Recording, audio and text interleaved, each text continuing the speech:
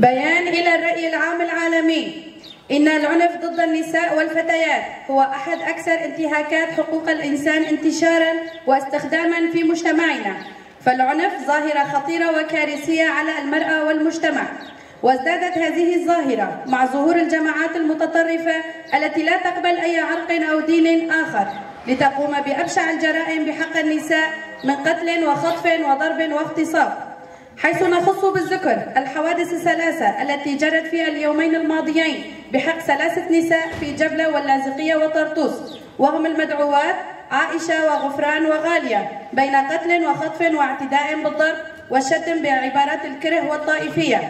ومع ازدياد هذه الحالات وبغياب المحاسبة من قبل الحكومة للفاعلين والقائمين بهذه الجرائم وعدم فتح أي تحقيق حيال هذه الجرائم، فإنها ليست المرة الأولى ولا الأخيرة في ظل هذا الصمت من قبل الجهات المعنية.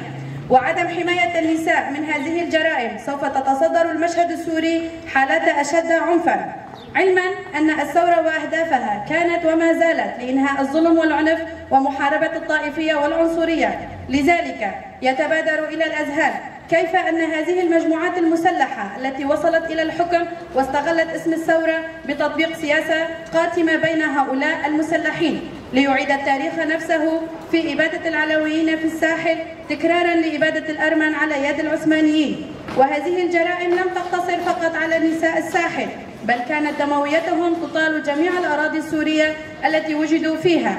نحن منظمة سارة لمناهضة العنف ضد المرأة في حلب ندين ونستنكر هذه الجرائم الوحشية التي يعجز العقل البشري عن تصورها، وإننا وجميع المنظمات النسوية نتوجه بنداء لكل الجهات المعنية والمنظمات الحقوقية والدولية بأخذ دورها حيال هذه الانتهاكات المرتكبة ضد الأقليات وخاصة النساء، لنكون صوتا واحدا ضد العنف.